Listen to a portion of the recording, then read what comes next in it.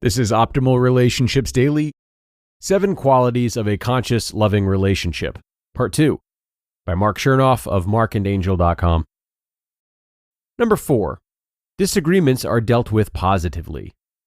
When disagreements in a relationship arise, the easiest thing to do is run away, especially if you're not a confrontational person by nature.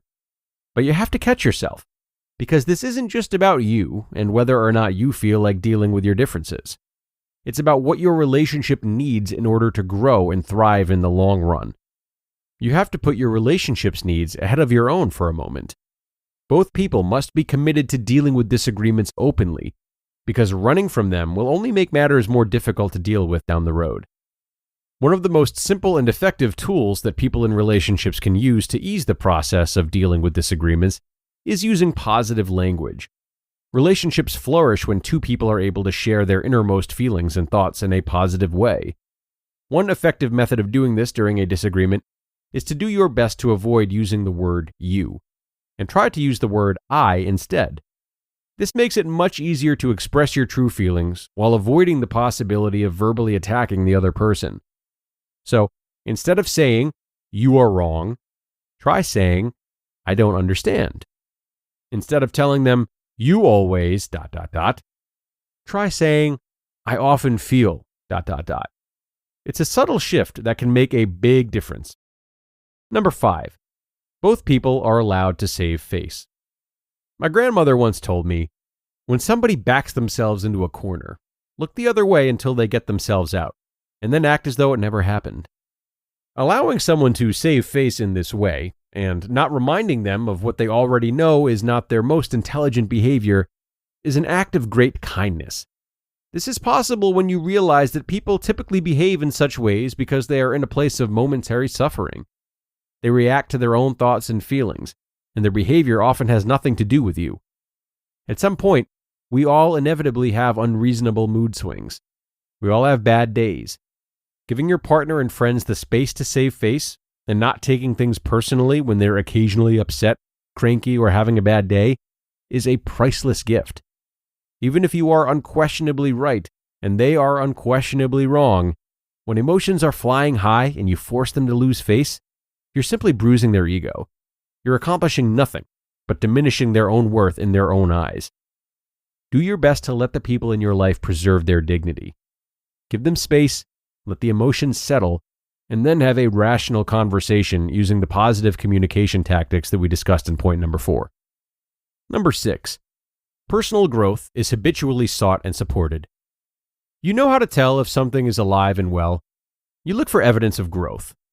Conscious, loving relationships contain two people who are committed to lifelong learning and growth. They're curious about things. They're keen to learn from the world and from each other.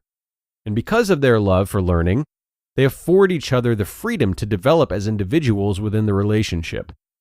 Throughout a decade of coaching our students, Angel and I have seen lots of unhappy relationships that were caused primarily by one or both people being clingy. In a nutshell, these clingy people didn't want their friends or partners to change. But here's the simple truth. Change is a part of the universe, and human beings are no exception. If you want to have a successful relationship, you've got to embrace personal growth with open arms, and all the changes that come with it. Conscious, loving relationships always move in the direction of personal growth, for the relationship as a whole and for each individual in it. When you connect with a true friend or partner, this person helps you find the best in yourself. In this way, neither of you actually meet the best in each other. You both grow into your best selves by spending time together and nurturing each other's growth. Number 7, love prevails. This final point encompasses the previous 6 and then some. In a conscious, loving relationship, two people love each other more than they need each other. Because of this, the relationship itself becomes a safe haven to practice love. And love ultimately is a practice, a daily rehearsal of honesty, presence, communication, acceptance, forgiveness, and stretching the heart and mind through new and vulnerable dimensions. Sadly, sometimes we treat love like it's a destination. We want to arrive at that perfect feeling all the time, and when we don't, we're not satisfied with what the relationship has become. But this is missing the whole point of love, and it's not a conscious thing to do. Love is a daily journey. It's showing up for all the unexpected and inconvenient nuances of a relationship. Taking a deep breath and asking yourself, what would love do here? The answer will be different almost every time, and because of this, you will be driven to think and grow beyond yourself. A conscious, loving relationship is intensely committed to being the embodiment of love. And through the mutual devotion two people practice, a continuous stream of tenderness, affection, and wisdom shows up in their lives and in their relationship in immeasurable ways that they could have never imagined or planned for. You just listened to part 2 of the post titled 7 Qualities of a Conscious, Loving Relationship by Marc Chernoff of markandangel.com. It's tax season, and at LifeLock, we know you're tired of numbers. But here's a big one you need to hear. Billions. That's the amount of money in refunds the IRS has flagged for possible identity fraud. Now here's another big number. 100 million. That's how many data points LifeLock monitors every second. If your identity is stolen, we'll fix it guaranteed. One last big number. Save up to 40% your first year. Visit LifeLock.com/podcast for the threats you can't control. Terms apply. And there we have it, part 2 and the entire article from Marc. Thanks so much to him for sharing. Great points in both part 1 and 2, of course. And in today's excerpt, I really like this idea about saving face. Most people will probably find that this is not so easy, and that's okay. It's allowed to be an ongoing process to some degree.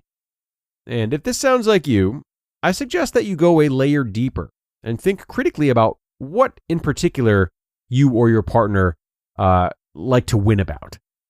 When is saving face harder to allow? You see, just as we can learn skills about listening and supporting and arguing with our partners, we must also learn what's driving us. What are our pain points that lead to these types of skirmishes? And how can we work with them specifically, understanding why they mean so much to us and how to manage those urges in addition to learning about, how to argue constructively. To me, this is the real work that will help us be more graceful when letting our partners save face. And it should not be ignored, though it often is, unfortunately. And with that, it is time to get going, everybody. Thank you as always for joining me today and making another episode possible. I hope you enjoyed this post as much as I did. I hope it has encouraged you to self-reflect a bit. And finally, I hope to have you back here again tomorrow, as I will be back with another post for you. That's where your optimal life awaits.